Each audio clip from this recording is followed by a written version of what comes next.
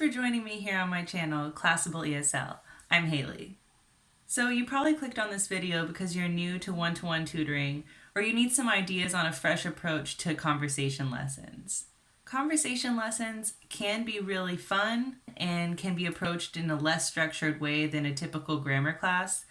But if you're not well prepared, they can be really awkward and the time can drag. So it's important to think about what you're going to do before you get to the classroom. I'm going to give you some of my favorite pointers on how to plan and prepare for a conversation lesson or an unstructured lesson. Tip number 1, determine a theme or a concept that fits with your student's personality and goals. There are so many themes and concepts out there. I'm doing another video soon on unusual and creative ESL themes, so make sure to check that out if you need some more ideas. Tip number 2, choose interesting materials. This should be pretty obvious, but a lot of teachers will just kind of pick something random from the internet and expect that to kind of conform to what their student wants, and that might flop. So it's important to really think about different types of interesting materials that that particular student might like based on their age, their gender, their interests, and what you already know about them. Interesting materials, that could be any of the following. You could find images that will inspire conversation.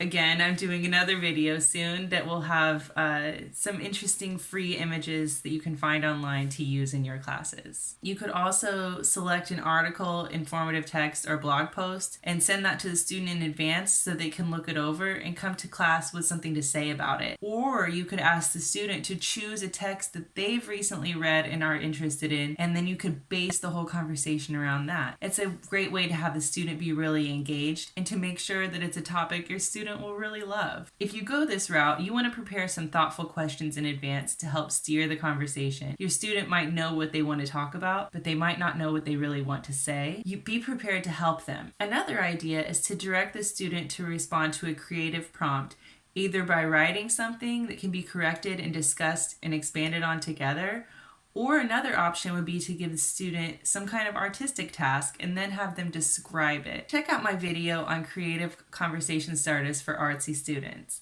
That will give you tons of ideas. Or you can just prepare a variety of icebreaker questions. You want to bring more questions than you will really need to fill the time for class. This is just in case some of the questions don't really spark your student's interest.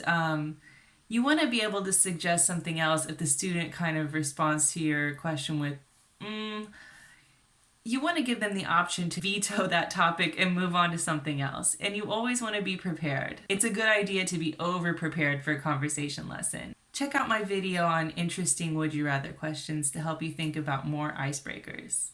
Just because a conversation class is mainly focused on speaking and oral communication, that doesn't mean that you shouldn't prepare some activities for your student. You want to anticipate the kinds of errors they might make in a particular context, or you might want to prepare some things to aid your students in coming up with the right vocabulary. They might know what they want to say, but they might not know how to say it, or they might not have all the words that they need to talk about a particular subject. It's a good idea to plan ahead and try to anticipate what your student will need and have something ready just to share with them. You could also open a Google Doc and share that with your student, and as you're going through the class, you can write down some of the keywords that they need. That way after class, they have something to refer back to, and then they have a record of what really happened in that class, and it can help them to see the value in what you're teaching them. It's also important to remember that your mood informs the direction of a conversation class. If you go to class and you're feeling kind of tired, you're feeling kind of down, that's going to translate to your student. Even if they don't know why, they're going to feel that negative energy. They're going to feel that negative mood and vibe. So before class, you want to do whatever you need to do to put yourself in the right frame of mind and mood in order to give the best class possible. If that means you need to take a shower, change your clothes, have a short nap, have a snack, all of these things can help to improve your mood and give you the best mindset possible to give a great class for your student.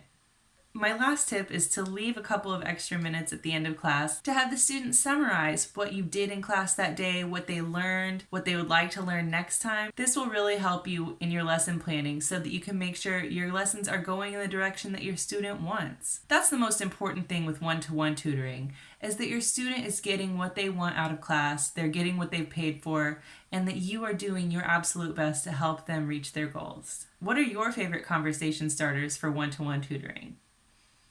How do you like to get conversations going in class? What types of follow-up questions do you usually ask? Let me know down in the comments. I'd love to read more about your conversation lessons. That will give me some ideas too. As always, make every class your best class. See you next time. Thank you. Bye.